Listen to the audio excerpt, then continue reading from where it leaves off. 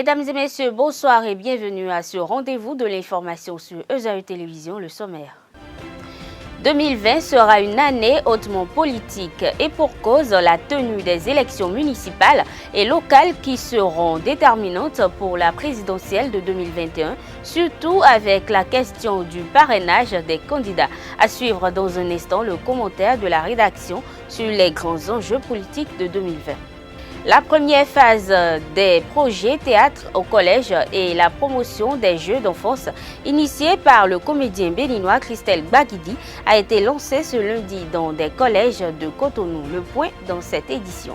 La dernière campagne de sensibilisation contre l'utilisation des sachets plastiques pour le compte de l'année 2019 dénommée Eco-Running à Cotonou a connu la participation de plusieurs autorités le samedi 28 décembre dernier. À l'occasion, le ministre des Sports a adressé ses vœux de nouvel an au peuple béninois. Papa.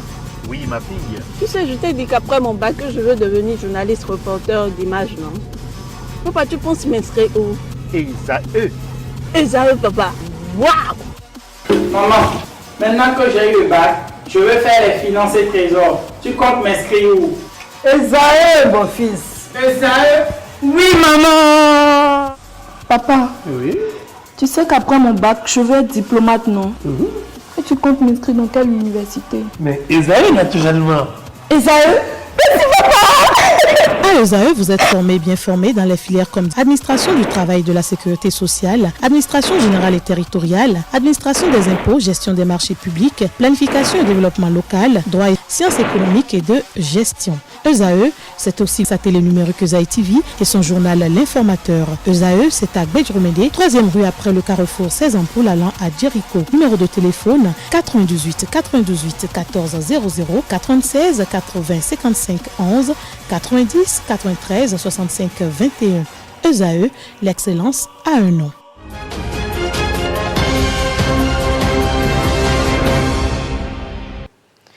L'année 2020 sera une année très mouvementée, notamment sur le plan socio-politique. Et pour cause, sera effective cette année l'organisation des élections communales et locales, la deuxième élection organisée par le régime Talon. Les nouvelles législations et la révision de la Constitution viennent rendre atypique cette élection. Je vous invite à suivre à cet effet le commentaire de la rédaction signée Abdelkader Achirou. Bonsoir à vous, chers amis internautes. L'année 2020 est une année névralgique, une année de pleins espoirs et d'enjeux titanesques, notamment sur le plan socio-politique. Une année au cours de laquelle le baromètre politique atteindra un paroxysme inédit. Plaise à la providence qu'aucun bain de sang ne nous éclabousse et ne nous emporte dans ses flots, comme l'a toujours souhaité Monseigneur Isidore de Souza de son vivant. Une année sensible compte tenu de sa portée hautement politique. Cette mystérieuse année a la possibilité de dissiper à jamais les frustrations, quoique légitimes, tout comme elle peut raviver les brandons générés par les mécontentements d'avril 2019. 2020 sera une année déterminante pour la présidentielle de 2021. Au cours de l'année 2020, le Bénin connaîtra l'organisation des élections municipales et locales. Les nouvelles législations qui révolutionnent le paysage politique et qui, par ricochet, conditionnent son animation, viennent rendre cette élection atypique avec la question du parrainage. La compétition sera très hargneuse, rude et épineuse. Les différentes institutions républicaines impliquées dans le processus électoral ont le devoir patriotique devant l'histoire de tout mettre en œuvre pour redorer l'image démocratique du Bénin. Elles doivent être plus que jamais républicaines et éviter toute dépendance partisane, quelle qu'en soit la nature.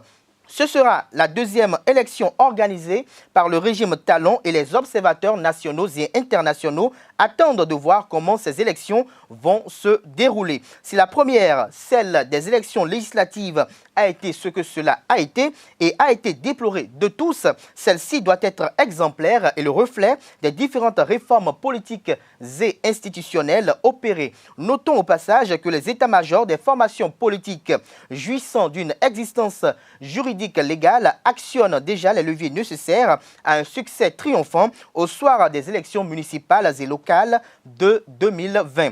Lesquelles formations politiques ne se feront aucun cadeau sur le terrain. Tous les coups seront au rendez-vous. Chaque entité politique éprouvera sa cote de popularité. Les laboratoires politiques seront plus actifs que jamais de l'histoire démocratique du pays, et ce, compte tenu de la particularité des enjeux de cette élection. Rappelons que les élus de ces élections seront ceux qui parraineront les candidats à la présidentielle de 2021 et ils seront en place jusqu'en 2026, année des premières élections générales en République du Bénin. Conscient de tout ce qui précède et s'inspirant des tristes événements de 2019, il serait utile qu'à l'unisson, les vœux de Nouvel An convient Dieu Tout-Puissant, créateur du ciel et de la terre, maître du monde visible et de l'univers invisible, a veillé davantage sur le Bénin pour la paix, la grande quiétude cette année. Si pour certains cette année est une année de 2020 en toutes choses, alors l'espérance de tous les Béninois est que les élections de 2020 se déroulent avec une notation de 20 sur 20. En d'autres termes, que ce qu'elles se déroulent très bien, je souhaiterais même qu'elles se fassent de façon excellente. L'union sociale libérale ferait mieux de s'adonner à des occupations plus bénéfiques que de passer son temps dans des plagiats qu'elle croit être de haute portée. Il faut éviter de ressasser les mêmes récriminations et poser les actions tout aussi utilitaristes que pragmatiques. Le temps n'est certainement plus à des philosophies puériles et stériles. L'USL doit faire le sacrifice de la conformité aux lois de la République, quel qu'en soit le prix. Il n'y a pas de rose sans épines, dit-on, et aussi les absents ont toujours tort. Et on ne participe à la gestion d'un pays qu'en prenant part aux échéances électorales. Restaurer l'espoir et le Parti communiste du Bénin doivent lui emboîter le pas. On ne préteste pas de la constitution d'une résistance ou d'une force de résistance pour résister aux lois de la République, quelles que soient les appréciations à leurs égards. Tout va se jouer cette année 2021, ne sera qu'un achèvement du processus et l'accomplissement des dernières formalités. Par ailleurs, cette année 2020 est celle au cours de laquelle le président Patrice Talon effectuera sa dernière fête nationale. C'est l'année au cours de laquelle les dernières grandes réalisations du quinquennat seront avec accélération entreprise et celles en cours seront en cours d'achèvement. C'est l'année à l'issue de laquelle le programme d'action du gouvernement Bénin Révélé PAG laissera entrevoir la caricature de la touche talon, celle des réalisations sans éléphant blanc. Une prouesse historique et monumentale. Si Patrice Talon sera porté sur des talons de gloire au soir de son quinquennat, la fin de cette année situera les Béninois à cet effet. Car après ces 12 mois-ci, place sera faite au bilan du chantre de la rupture, du Bénin Révélé et du nouveau départ, le président Patrice Athanase Guillaume Talon, lequel bilan sera un précieux sésame pour sa réélection ou pour l'approbation de son dauphin. Parrainé par le Fondi, le Collège des Bokonon a consulté le FA conformément à la tradition pour l'année 2020, le dimanche 22 décembre 2019, à Ouida. Le porte-parole des Bokonon livre le verdict à la fin de la cérémonie. Le COEFA, dit TOFA, de l'année 2020 pour la ville de Ouida et pour tout le Bénin. Pour cette fois-ci, pour cette année, la consultation a été faite dans les environs de 9 h au palais de Dada Toumadler-Koupon. Donc la consultation a été bien faite selon la tradition. Le signe principal qui est sorti pour cette année, l'année 2020, pour Ouida et pour le Bénin, selon la tradition, c'est le signe Gouda Iyekou qui est sorti, c'est le signe principal, le signe mère. Sur le Kori, c'est le signe Kamedi qui est sorti. Le signe qui est sur le Kori, ça révèle les choses qui sont passées dans l'année que nous sommes en train de terminer. Donc c'est ça que cela révèle après la consultation dite COEFA. Ce qui s'est passé dans l'année, c'est le signe qui est sorti sur le Kori, c'est ça que cela révèle. Le deuxième signe qui est sur le domino à Djikwi, c'est le signe Gouda Flibé qui est sorti. Cela révèle, cela accompagne le signe principal, le signe mère, qui annonce les prédications de l'année nouvelle. Donc, pour ça, c'est le signe d'Afrique qui est sorti. Mais le signe principal, c'est Goudayekou. En un mot, nous allons résumer le signe Goudayekou. Cela révèle un peu de tension. Il y aura un peu de tension, il y aura un peu de nervosité pour l'année 2020. Mais si, selon les interdits du signe de la géomancie, la population, hommes et femmes de la nation peut respecter les interdits, il y aura beaucoup de succès, il y aura des voies qui vont s'ouvrir pour la nation et pour le peuple béninois, surtout pour la ville de Ouidah. Donc on va interdire au peuple de ne pas trop boire pour l'année 2020. Surtout de laisser l'alcool. Sinon, si on boit de l'alcool, il y aura trop de nervosité et qui va causer beaucoup de dégâts. Il y a les entités qui ont parlé, il y a les ancêtres, c'est-à-dire c'est les morts. Le Yekou parle des morts. Donc les morts aussi ont demandé quelque chose qu'on devait leur donner, qu'on devait leur offrir pour qu'ils nous accompagnent pour l'année 2020, pour que le succès, la chance, le bonheur, la paix, la longévité viennent. À l'issue de cette consultation, le chef suprême des religions endogènes, Dagbo Ounon, a prodigué des conseils aux Béninois. Il en a profité pour présenter ses vœux aux Béninois et déconseille l'abus de l'alcool. Goudayekou, doué jayo, bodo vilo kwe vilo kle vilo dagbe me. Gouo wikuna komede koyome ou. Mais biro na no dagbe e do o renkunde me o nu bi dagbe jiwede bon mi na savo e de mele on no vi mi ton o vi mi ton le to me hun de lo kutonu o xogbonu hun ye nte gbo jo fun do nu o me do o to fa we do me bi no jo fun do vo e ni o me be no do yin chicheto mo vo no do da ene mi bio tobi sunu tobi nyonu vonzi on to kan sino bi lo yin jo fun do nu o me o ni fifa latin ko e me mi kan bi o dion ko yo me mi gina bi o ko dagbe me mi gina bi o do yona mi ton ero me bo ba to ko wa nugbo ero me la kun mi gan ko wa mi bi kalu mi mo ero je me de to bi kalu mi mo ero je me na kun mi gan nugbo e kalu to o me ko e jawe din 2020 tout a changé. Gele ko to kana dio nu kume. Bon, maintenant Vimiton. No Vimiton. Guillaume Athanas Patrice Talon. E we ko domo. E ka domo fa wa dolo tombo diranton. Bon bo kono le ko do san de di. Bolo maintenant ko gele ko gan ewa maintenant les gléquois si camion et le mi bien le go camion ça je mi me ko leji nya Vimiton ne on a des mi go camion fa do beton lu fi bo mi se mi do gbenu ko gbenu gléquois vi bene vi do ko vi do glé bi do ko me mi na bi o ko dagbe ko ya se na ni mi vi ko dagbe je dagbe na bi agba mi to me bo kono le ko do ho fi bo ko de nu gele ko vile bi ni mi gbodo na ho o ti cheje kan yin do a che no gbala do je de zaza sikuno hunzodo mi na na o do o ko o kuna hunzodo to fi debu o do mo e bo kono le do fi bo ka lo fi fa je mi na mo ka lo ho mesi ma no to o me o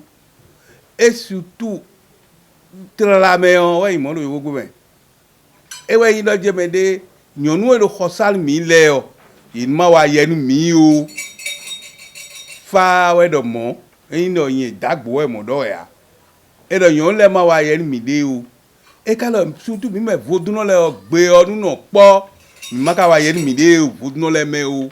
Le comédien et pédagogue de théâtre béninois résidant en Allemagne, Christelle Gbagidi, a procédé ce lundi 6 janvier au lancement de la phase préparatoire de 2 projets pour le développement du théâtre béninois à travers son introduction dans les collèges et dans le milieu des jeunes. Il s'agit des projets Le théâtre au collège et le rappel des jeux d'enfance.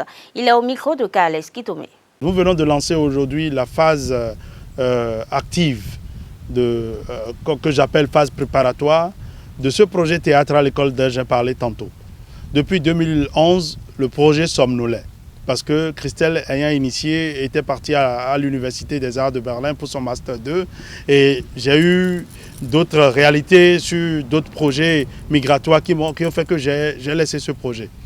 Mais je reviens parce que j'ai vu mon théâtre, le théâtre béninois qui souffre de pépinière. Donc j'ai dit oui, repensons le mécanisme du théâtre béninois en relançant ce projet. Donc nous sommes là pour parcourir nos partenaires à divers niveaux, que ce soit les écoles, que ce soit les artistes et acteurs culturels qui s'impliquent dans ce projet, voir, échanger avec eux pour voir quand est-ce que nous puissions réellement relancer le projet, s'il plaît à Dieu, 2021. Parce qu'aujourd'hui, nous avons grandi. Nous envisageons beaucoup de choses pour le Bénin à l'international.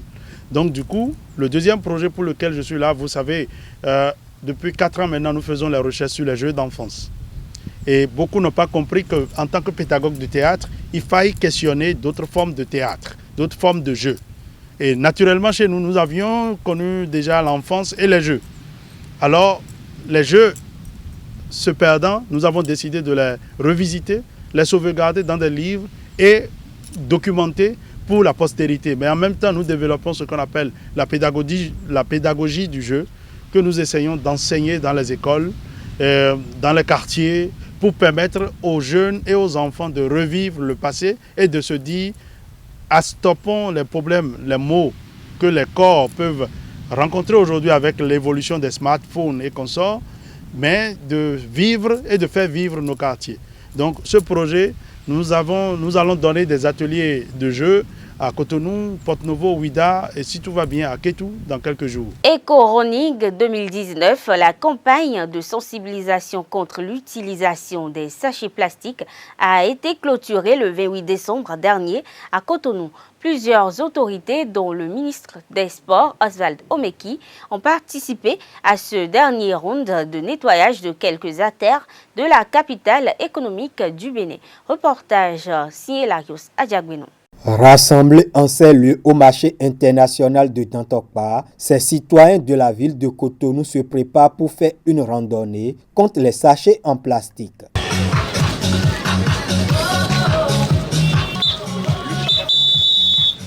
Après ce réveil musculaire, le groupe éclaté en 3 va parcourir les artères de 3 différents axes pour les nettoyer de leurs déchets plastiques et sensibiliser les populations riveraines. Si nous sommes malades, si nous ne sommes pas en bonne santé, nous ne pouvons pas contribuer au développement du pays. Et donc c'est pour ça que depuis 2 ans, nous menons cette campagne de sensibilisation, surtout pour amener nos populations à ne pas utiliser le sachet plastique, parce que quand on mange dans le sachet plastique, on s'intoxique.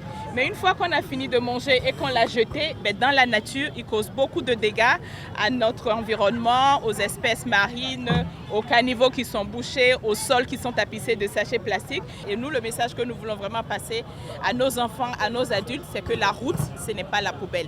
On ne jette que dans les poubelles.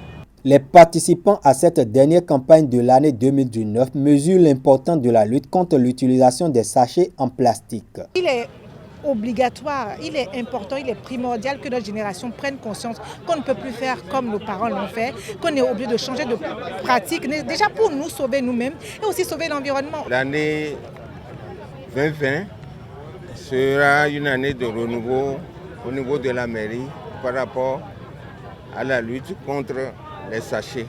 À la fois, nous sommes en train de faire le sport et nous aménageons notre cadre de vie. Donc c'est très bon, c'est une bonne initiative qu'il faut accompagner. Et que nous prenions conscience partout où nous vivons, que nous sachions que le sachet n'est pas une bonne chose, parce que ça va plus de 400 ans avant que cela se dégrade.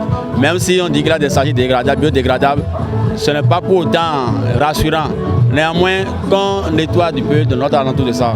Le ministre des Sports, Oswald Omeki, s'associe à cette initiative éco-citoyenne. C'est pour cumuler à la fois l'initiative sportive, parce que nous voulons également promouvoir le sport pour le bien-être de tous, le devoir de salubrité que chacun de nous doit maintenant intégrer dans son comportement de chaque jour, et le patriotisme par lequel, sans rien attendre de l'État, spontanément chacun de nous doit se lever, contribuer à embellir son cadre de vie, que j'ai pris cette initiative, inviter les jeunes pour qu'ils partagent avec moi cette préoccupation et qu'enfin nous puissions à partir d'aujourd'hui non seulement sensibiliser mais désormais s'approprier cette attitude, ce combat pour que cela soit une réalité dans nos vies de chaque jour. Pour atteindre cet objectif zéro sachet en plastique, l'État doit veiller au respect des dispositions de la loi numéro 2017-39 portant interdiction de la production, de l'importation, de l'exportation, de la commercialisation, de la détention, de la distribution et de l'utilisation de sachets en plastique non biodégradables en République du Bénin.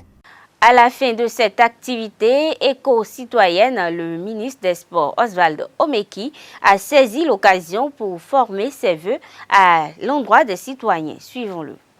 2019 a été une année de grands chantiers pour le gouvernement et je crois qu'aujourd'hui, nos concitoyens commencent à comprendre pourquoi nous avons fait ces choix. Vous avez suivi le discours du chef de l'État sur l'état de la nation devant le Parlement. On se rend bien compte que sans grand bruit, beaucoup de choses se sont faites. Et je veux dire à tous les Béninois de continuer à croire en leur président, à croire en leur pays et surtout d'avoir la foi en ce que nous faisons ensemble. Dieu aime notre pays et nous devons travailler pour que Dieu soit content de nous avoir bénis. Et donc je veux souhaiter à tous la paix, la santé, la force, le courage et surtout beaucoup de patience pour que nous allions au bout de ce que nous avons commencé. Bonne année 2020 à tout le monde et que Dieu nous garde et que Dieu bénisse notre pays. Bouclons cette édition avec l'actualité hors de nos frontières. Nous irons au Niger, au Togo et en Côte d'Ivoire. Une compilation signée Anifat Boukari. Démarrons cette page par l'actualité au Niger. Plus de 300 demandeurs d'asile soudanais ont été arrêtés par la police près de la ville d'Agadez, dans le nord du Niger. Selon Seyni Seydou, procureur du tribunal de grande instance d'Agadez, ces demandeurs d'asile avaient entrepris un sit-in devant les bureaux du HCR à Agadez depuis le 16 décembre jusqu'au 4 janvier dernier. Ils exigeaient l'accélération du traitement de leurs demandes du statut de réfugiés et leurs acheminements vers l'Europe. Accusés de crimes de guerre et crimes contre l'humanité par des faits commis à Tombouctou entre 2012 et 2013, cet ex-membre présumé d'Ansar Eddine est le deuxième djihadiste jugé par la Cour pénale internationale CPI. Son procès a été confirmé ce lundi 6 janvier 2020 par la juridiction internationale et devrait débuter le 14 juillet.